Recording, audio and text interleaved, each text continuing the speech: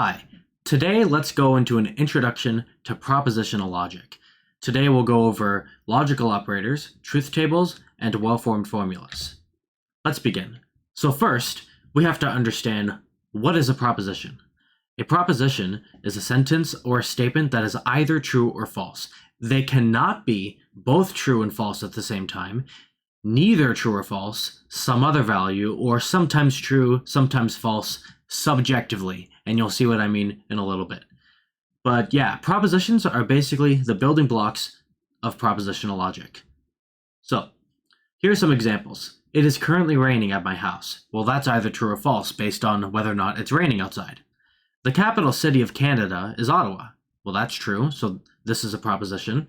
Every even integer has 2 as a factor. That is true. Here's a tricky one. John goes to the University of Windsor. So this could be true if you know who John is, and if he's attending University of Windsor, then it's true. However, when he graduates, it won't be true anymore. And so this isn't subjectively true. It's objectively true or false, based on whether or not he's actively going to the University of Windsor. The last one, there is currently life on Mars. Well, this is either true or false. It can't be both true and false at the same time. However, right now we don't know. So we can't answer that concretely yet, but it's still a proposition. However, the following are not propositions. Good morning. A generic greeting, or just a generic sentence that is not true or false, are not propositions. What time is it? Where is my laptop? These are questions, these are not propositions. John is short. This one's a little bit interesting. This is a subjective statement, and that's why it's not a proposition, because maybe John, let's say he's 5'10". Someone who's 7 feet tall would say he's short. However, someone who's 5 feet tall might say that John is tall, not short. And because this is subjectively true or false, it is not a proposition. Propositions will be represented in propositional logic as variables like p, q, r, s, t, or just any letter of the alphabet. These variables will represent different propositions. So p could represent it is raining outside or something like that, and q could represent some other proposition, but ultimately their value is either true or false. Now let's explore the logical operators and truth tables. So first, a truth table basically shows the different combinations of values of the different proposition variables. So right here we have 2 variables, p and q. They can either be true or false. And so we just write out the different combinations like this. So we have both are true, or p is true and q is false, or p is false, q is true, or both are false. Those are the only 4 possible combinations. And if there were 3 variables, there would be 8 combinations. If there were 4 variables, there'd be 16, and so on and so forth. Generally, if there are n variables, then there are 2 to the n combinations, or rows. Now let's discuss the different logical operators, but before we do that, we have unary versus binary operators. So unary operators can only operate on one variable or expression, or it only has one operand. So we have, this is the not symbol, and so it can only happen on one variable or one expression. However, a binary operator can operate on 2 variables or expressions, such as this. So this is a binary operator because it involves 2 different variables.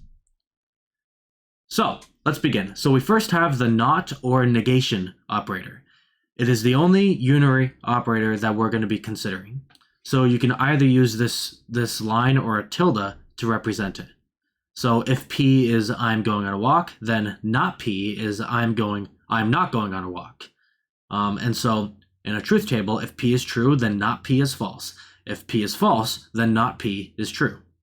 It's just the opposite, or the negation, of whatever an expression is. Then we have the and operator, which is also called the conjunction operator. This represents the word and in propositional logic. So if I have p and q means I'm going on a walk, and q means I am listening to music, then p and q means I'm going on a walk and listening to music. As we can see over here, p and q is only true when both variables are true. And that's how and works. And requires all variables to be true. If just one variable is false, then it evaluates to false. If you put and for 100 different variables, if 99 are true and 1 is false, then all of it evaluates to false. So and requires all of it to be true. The or operator is kind of the opposite, but or is also called the disjunction operator. It represents the word or. So if P means if that means the same thing, I'm going on a walk, I'm listening to music, then P or Q means I'm going on a walk or listening to music. And so as we see here, P or Q only requires one variable to be true. When P is true but Q is false, it's still true. When P is false and Q is true, it's still true. And you can think about that logically. I'm going on a walk. If that's true, or I'm listening to music and that's false, well, the expression is still true because I'm going on a walk. So the or operator just requires one variable to be true. Similarly, if we have 100 variables, 99 are false and just one is true, then the entire expression evaluates to true. The conditional operator, or the implication operator, is a fun one. It represents if, then. So if P, then Q. So let's say P is it is raining outside, and Q means I stay inside. P implies Q, which is how you can read that out loud. That would mean if it is raining, then I stay inside. You can call P the premise or the hypothesis, and you can call Q the conclusion, the result, or consequent. There are many different words for it, but let's look at the truth table. So if P is true and Q is true, then it's true. If P is true and Q is false, then it's false, and that's true. If I'm saying if it is raining, then I stay inside, but now it's raining and I'm not staying inside, then I've just said something false, because this is not true then. However, if P is false, then it doesn't matter what Q is, because no matter what, I haven't said anything wrong. If I say, if it is raining, then I stay inside, and it's not raining, regardless of whether or not I'm staying inside, I have not said anything false. I have said something true. And so it still holds. So the only time when P implies Q is false is when P is true, the premise is true, and Q is false. And here's more ways of representing the conditional. So the simplest way to represent it in words is if P, then Q. There's some other ways to do it. We have P implies Q, not P only if Q, Q if P. So I can use the example. It is raining only if, I believe I have these reversed. It should be Q only if P. So I stay inside only if it is raining. Or I stay inside if it is raining. It is raining implies I stay inside. So that's what all these mean. It also means not P or Q. And that's what this expression means right here. So I have P implies Q here. This, I'm using a triple equal sign to mean logically equivalent. This is logically equivalent to saying not P or Q, because as we described, P can be false and it will be true, or if P is true, then Q has to be true. And that is basically the logical meaning of this. And we'll go into this more when we discuss equivalences. The last one we're going to consider is the biconditional operator. The biconditional operator, or the bidirectional operator, or the if and only if operator represents this expression. So basically, it's P implies Q and Q implies P. So it's an implication that goes both ways. And as we look at the truth table, we notice something interesting. If P and Q are both true, then P implies P, if and only if Q, is true. However, if both of them are false, it's still true. Because following this rule right here, P implies Q. If both are true, then P implies Q is true, and Q implies P is true. True and true is true. So that makes this true and also this true. These expressions are false though, because remember how for the conditional, if the premise is true but the result is false, then it's false. But in here, since it's bidirectional, P and Q both are premises and conclusions. So because of that, like for an example, if P is false and Q is true, well, this expression is going to return true because false implies true is true. However, this expression is going to return false. And so we have true and false, which if we remember, the and operator, you need both operations to be true. So because of that, this returns false. So this can also be the XOR operator, which is covered in other classes.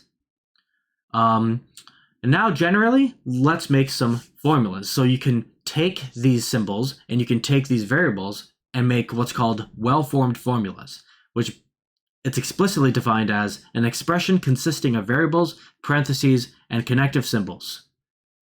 I may have gotten that off of Wikipedia, but that's okay. So, a variable by itself, so P or Q, R, S, T by itself is a well-formed formula. But you can also apply the operators to create more well-formed formulas like this. There's also an order of operations. So generally, the order is typically the following. Not gets evaluated first, then and, then or, then conditional, then biconditional. And so the following expression, where you have P implies Q or R or not S or T, logically means this.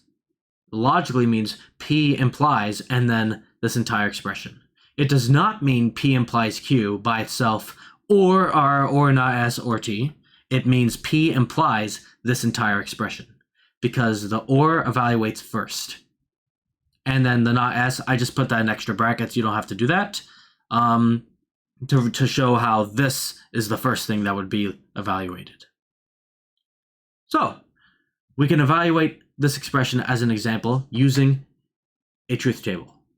So you can try it yourself, pause it, and then let's begin. So first, we're going to go one step at a time. The first thing we're going to do is represent all the different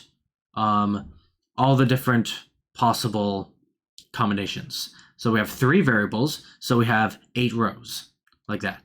Then we're going to evaluate, now order of operations, you can evaluate this one first, but when I made this video, I did this one first. And so we can do P or Q, and following the truth table for P or Q, the only time it returns false is when P and Q are both false. So for these 6 rows, it's true. However, for these 2, because both P and Q are false, it returns false. Then we'll do the next expression. We'll do Q and R. Go one step at a time. So Q and R, as we can see, we get true for here because Q and R are true. However, for these 3 expressions, one of them or both are false, so they return false. And then for this one again, it's true. And then for these 3, it's false for the same reason. Next, we're going to do Q and R implies P. That's the next step to go. And so we have Q and R implies P. Let's look at each one. So Q and R, true implies true. That's fine. And then we have false implies true. Well, again, the premise can be false. And no matter what P is, it's true. So we don't even have to check P.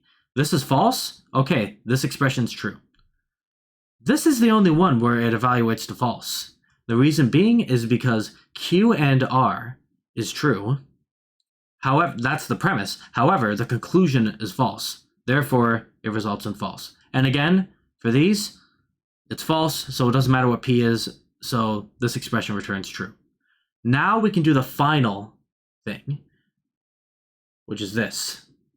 So now we just take the P or Q, which we evaluated over here, and then we do a bidirectional to this expression. And this is the full formula. And this is the result. Actually, I believe these 2 rows should be false because of the bidirectional. So I have to correct that. But yeah, so this is the general solution, and then these 2 rows would be false. Now, some other general definitions before we conclude is a tautology is when a well-formed formula is always true for all cases. The opposite is a contradiction, where it is always false for all cases. A well-formed formula is satisfiable if it is true at least once. A well-formed formula is a contingency if it is neither a tautology or a contradiction, which means it's a contingency if it is sometimes true in some cases and sometimes false in other cases. Now, the formula we evaluated is not a tautology because it's not always true. It's not a contradiction because it's not always false. But because it's true at least once, it is satisfiable. and it's a contingency.